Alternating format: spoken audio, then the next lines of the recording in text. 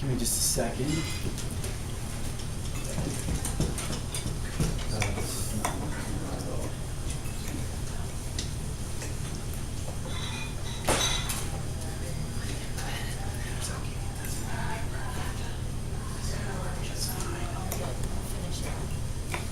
If I take a match and drop it into a grass field,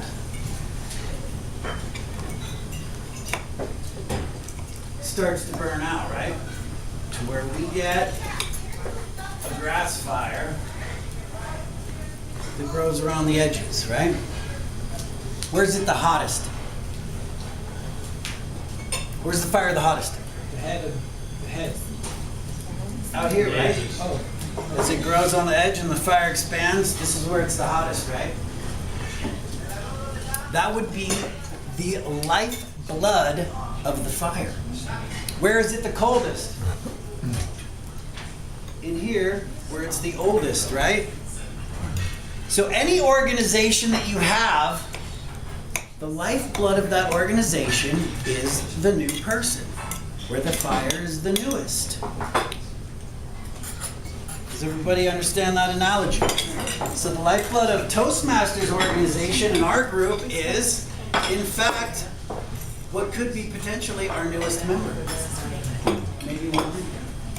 Natalie's been new to the club. She brought a new energy to the club, a new fire, which is the lifeblood of every organization. Why do we need to constantly have a bigger and bigger and bigger lifeblood to an organization? Nutrition? It's more fun. Very good. Because as we get, and this is for all of us as being older members in the club, and if you look back through the Facebook page and you see some of the older faces that are no longer here, oldest and coldest kind of forgets why they're here. I'm going to share rather than ask. I was going to ask somebody, but I'm going to share mine. What brought Ian Bowdish to Toastmasters? But it started before that. It started with recruiting. One of my favorite words is recruiting. Can anybody give me the quote unquote off the top of your head Webster's definition of recruiting? It's to engage someone. Engage them in an activity, in an organization, into a group, and get them to become involved, right?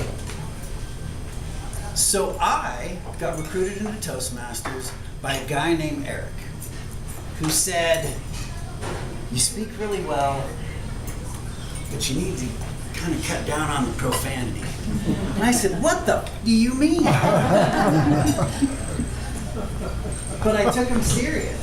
And the day that I walked in, I forget who exactly it was that greeted me. It might have been Jim Hawks. And they shook my hand. Great way to greet a guest, right? Said, what brings you to Toastmasters today?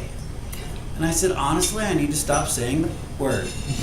And his jaw kind of softened a little bit, but that's what brought me here. Everybody comes into this room for different reasons. But I'll tell you what, and this isn't to break my arm, pat myself on the back. This guy brought some energy to this organization and to this club specifically. When I came in here, I wanted to grow. I wanted to make my personal fire bigger and expanded. So I got involved.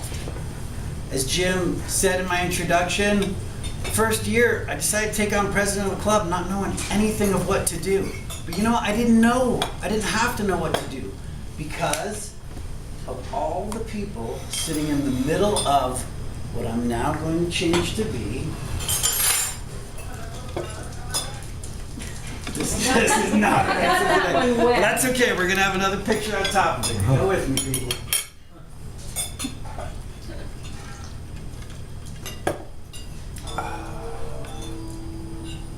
A boat. I know you can't see. It's a terrible drawing of it. But I want you to picture a boat. The people that have been in Toastmasters, 1, 2, 3, 4, 5 years, guess what? They're standing in the middle of the boat. How easy do you think it is to fall out of the middle of the boat? Not easy. It's not easy. Where are you going to fall out of a boat? On the edge. If you lean over the edge of the boat, that's where you're going to fall out. So with Toastmasters, those people that stuck in, that got those guests to come in the door through recruiting, through sharing, through word of mouth, through as simple as, gosh, you know what worked to build my confidence, Natalie? Go in this organization called Toastmasters. Third-party tool. I engage Natalie in the club, okay, through that recruiting. That makes me want to show up, to show Natalie, hey, this is easy to do. You can do what I'm doing up here. That inspires me to stay in the middle of the boat. Now, like anything else, let's do the analogy of a diet. We have a cheat day, right? We take that day off, we miss that meeting. Kind of makes that next start day a little tougher, right? And if we miss one, what keeps us from missing to 2, missing to 3, missing to 4? Before you know it, we got to start thinking about starting that diet again next month. Next month comes around, we're sitting on the edge of the boat. We could fall off. We sit in a beautiful organization of Toastmasters. The reason why I want to talk to you today about the new members is because we've had an influx of great new faces showing up to this meeting. It's our job as existing members to greet them, to share with them what Toastmasters has done for us. Because not only are we as a club going for the Distinguished Club Program goal of 4 new members, but we're looking for an additional 4 new members. Because 40% of the people in this club by next year will have fallen off the boat. Now our job is to retain everybody, but somebody's only going to get retained when they get in the middle of the boat. I encourage everybody as VP of Membership to share Toastmasters everywhere you go. Share what you've gained from it. Share it with friends through word of mouth, which is obviously the best way to recruit, but we have tremendous third-party tools. When you see a guest come in, even if it's not your guest, shake a hand and ask, what brought you to Toastmasters? Really simple thing to do. Sit with your guests, although I don't like sitting with my guests, but no, just kidding. But sit with your guest. Let them see why you do this, why you come to Toastmasters. I don't come to Toastmasters to speak. I come to Toastmasters to become the best Ian I can be for out there. Thank you.